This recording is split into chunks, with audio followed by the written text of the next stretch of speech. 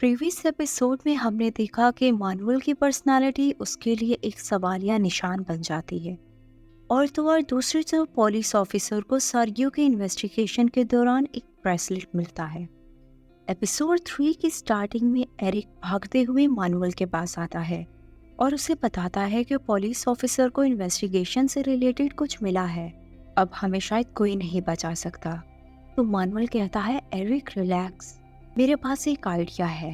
और इसके बाद ये दोनों छुपकर पॉलिना के घर चले जाते हैं।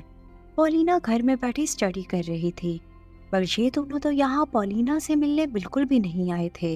वो तो ब्रेसलेट चुराने आए थे और इसीलिए वो फौरन पुलिस ऑफिसर के रूम में चले जाते हैं। बहुत ज्यादा ढूंढने के बाद भी उन्हें ब्रेसलेट नहीं मिलता। आखिरकार थक हार कर एरिक मैनुअल से कहता है, अब हम क्या करेंगे।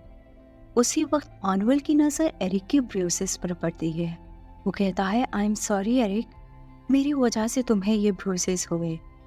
जब ये दोनों बात कर रहे थे तो उसी वक्त इन्हीं पुलिस ऑफिसर की आवाज सुनाई देती है। तो ये दोनों डर कर कबर्ड में छुप जाते हैं। उसी वक्त पुलिस ऑफिसर रूम में आ जाते हैं। कुछ सेकंड्स में उन्हें रियलाइज होता है जैसे कबर्ड में कोई है, तो वो फौरन कबर्ड को ओपन कर देते हैं और ये देखकर हैरान हो जाते हैं कि यहाँ तो मानुअल और एरिक मौजूद थे। वो इन दोनों से पूछते हैं, तुम दोनों यहाँ क्या कर रहे हो। अब इन दोनों के पास तो इस बात का कोई जवाब नहीं था, तो वो दोनों खामोशी से बैठे रहते हैं।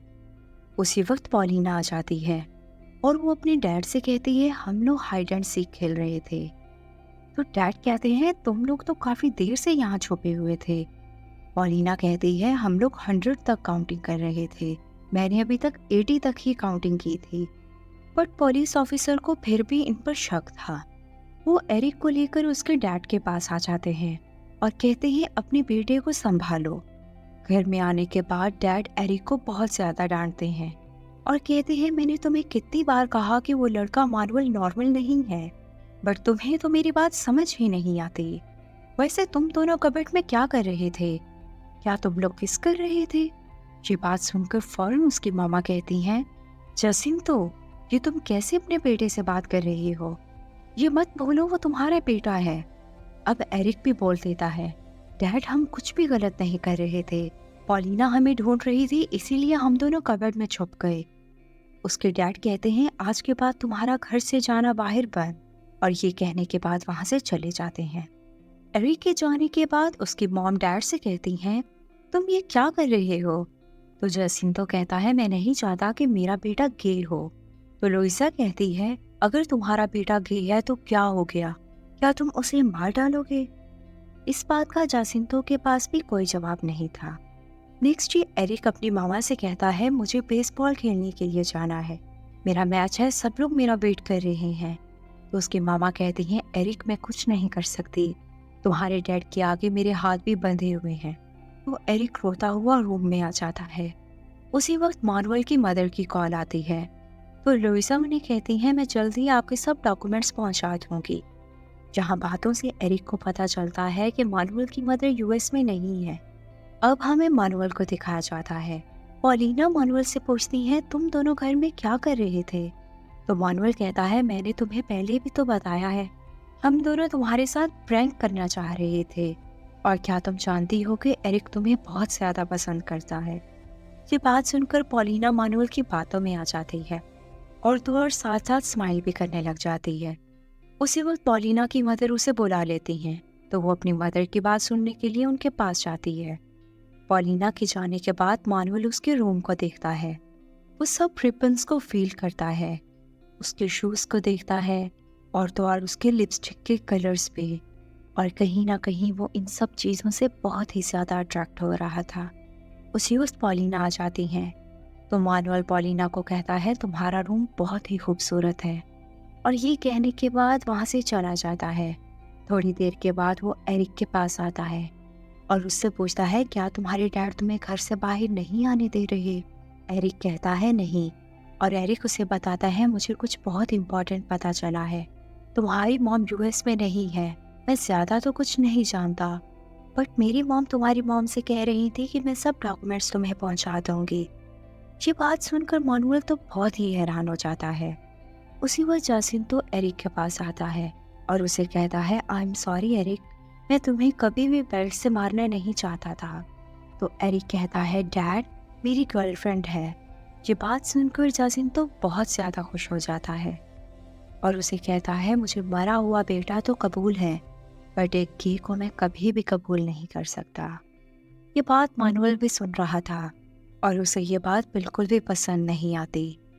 शाम को मानुअल अपनी ग्रैंडमा से पूछता है, ग्रैंडमा क्या मामा मैक्सिको में है? उसकी ग्रैंडमा कहती है, नहीं वो तो यूएस में है, मैंने तुम्हें ऑलरेडी बताया है। बट मानुअल तो यहाँ जानता था कि ग्रैंडमा उसे कुछ न कुछ छुपा रही है।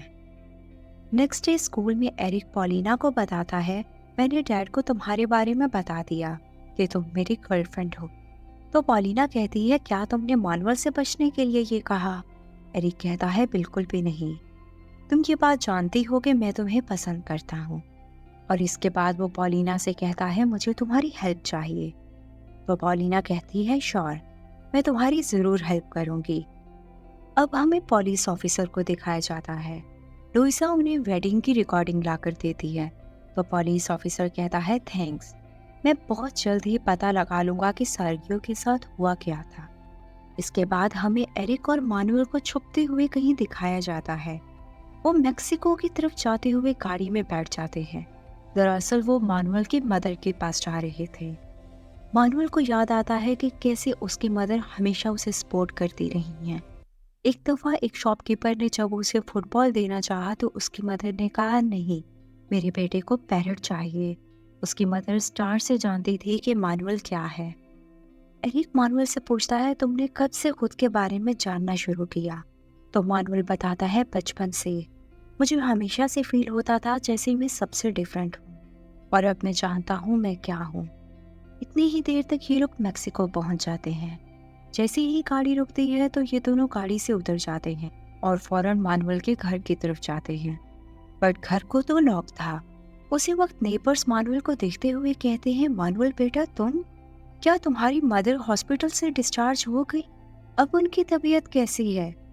मानुअल ये बात सुनता है तो बहुत ही ज़्यादा घबरा जाता है, क्योंकि वो तो ये बात जानता ही नहीं था कि उसकी मदर हॉस्पिटल में एडमिट है।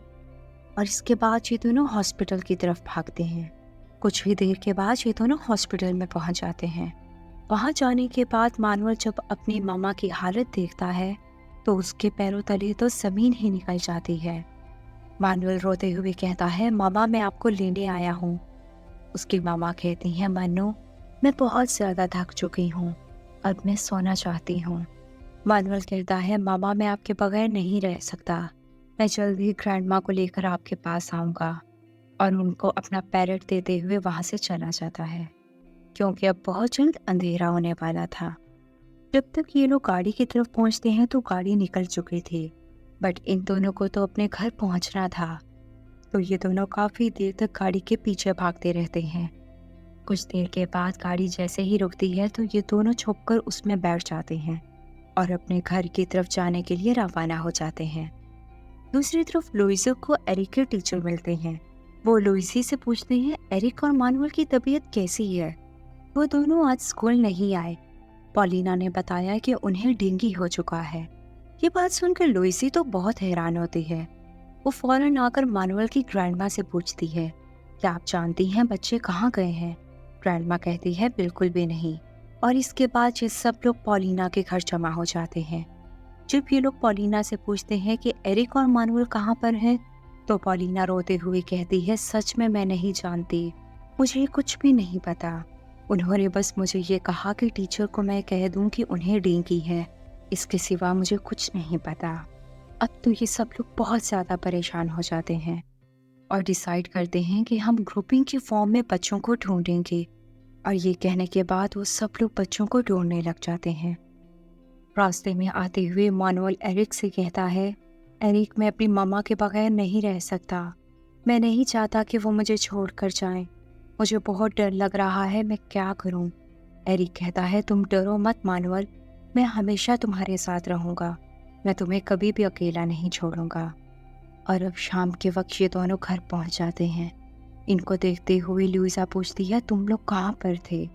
मानुअल कहता है, मैं जानता हूँ मेरी मदर बहुत ज़्यादा बीमार है, आप लोगों ने हमसे ये सब कुछ क्यों छुपाया?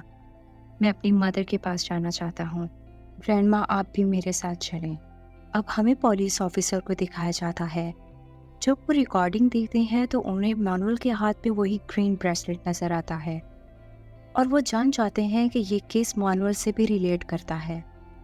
तो वो मज़ीद केस की इन्वेस्टिगेशन करने के लिए सोलांज के पास जाते हैं और उसे ब्रेसलेट दिखाते हुए पूछते हैं, क्या तुम इसके बारे में कुछ जानती हो? सोलांज कहती है, तुम्हारा कहने का क्या मतलब है? मुझे साफ साफ बताओ। तो पुलिस ऑफिसर केस से रिलेटेड सब कुछ बता देते हैं। तो सोलांज कहती है, ऑफिसर, हम सब मुझसे जानते हैं कि सार्गियो किस तरह का आदमी था, इसलिए ये बात अच्छे से जान जाओ कि सार्गियो ने मैनुअल के साथ क्या करने की कोशिश की, और सार्गियो के साथ जो भी हुआ वो मैनुअल ने अपने डिफेंस में किया। एक बार मैनुअल की जगह अपनी बेटी पॉलिना को रख कर देखो, अगर उस जगह पर पॉलिना होती तो वो क्या करती? पुलिस ऑफिसर काफ़ी देर तक इस केस के बारे में सोचते रहते हैं और आखिरकार वो सोलांज से कहते हैं, मैं इस केस को यहीं दबा रहा हूँ। आज के बाद ये केस दोबारा कभी ओपन नहीं होगा। और यही हमारा एपिसोड 3 भी कंप्लीट हो जाता है। Stay tune to my channel for the 4th episode.